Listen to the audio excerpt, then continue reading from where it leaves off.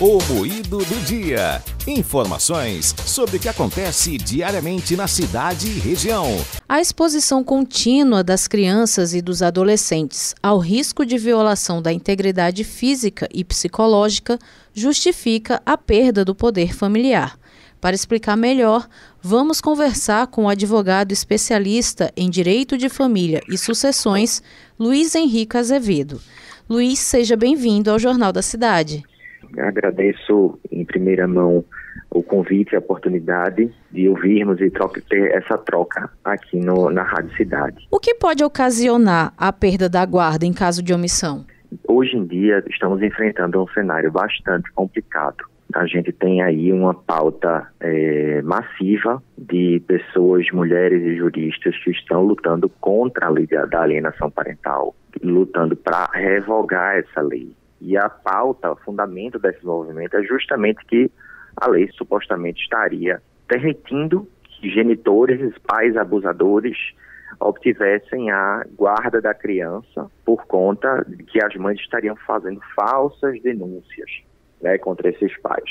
Mas eu trago aqui uma questão, é como se essas mães ou pais, né, quem sabe, a depender de quem for o guardião da criança, estivesse entre a cruz e a espada. De um lado, há uma dúvida, um risco, se de fato aquela criança está sendo vítima de algum crime, pode ser um crime de natureza física, como também um crime de natureza psicológica e até mesmo sexual. Por outro lado, tem-se o dever de cuidado, a responsabilidade que esses genitores têm para com a criança. Então, muitas vezes, nós recebemos clientes aqui no escritório que seguem com a seguinte insegurança, com o seguinte questionamento: devo ou não devo prestar uma queixa? Então, minha orientação é sempre fazer registros no decurso do tempo, a não ser, claro, que seja uma situação de violência evidente e com testemunhas, a própria criança já tem alguma idade relativamente madura, né, e possa testemunhar, possa narrar o que aconteceu. Mas a pedra de toque é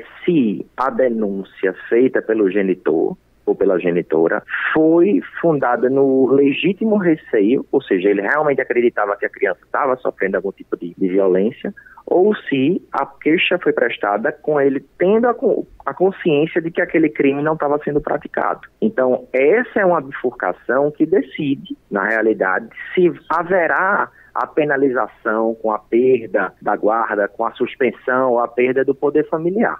Em casos como esse de direito violado, como é que se deve lidar? Qual o procedimento? Havendo constatações, né, ou provas sérias de que realmente teve uma violação de direitos, ou seja, a criança foi violentada, e essa violência que eu falo é de forma ampla, não é só sexual. Nossa orientação é que sempre busque a Delegacia de Apoio, Atendimento à Criança e Adolescente, a DPCA. É uma delegacia que é especializada e que tem essa competência para cuidar destes casos.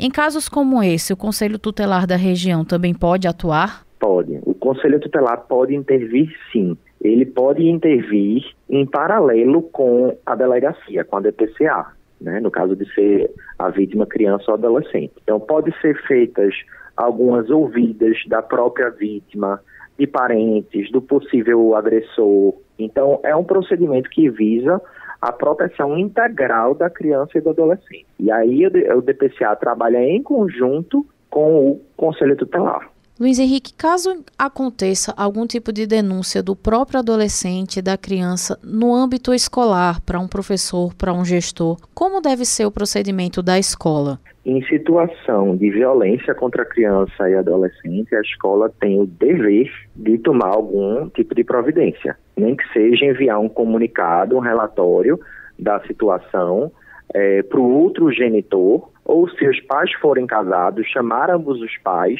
e até mesmo enviar o caso para o Conselho Tutelar. Muito obrigada, Luiz Henrique, por sua participação aqui no Jornal da Cidade. Por nada, eu que agradeço a oportunidade. Ouvimos Luiz Henrique Azevedo, especialista em Direito de Família e Sucessões, que explicou que a omissão e a negação dos pais, em casos de abusos, pode levar à perda da guarda e como proceder nesses casos. Viliane Gomes, Rádio Cidade, todo mundo ouve, todo mundo vê.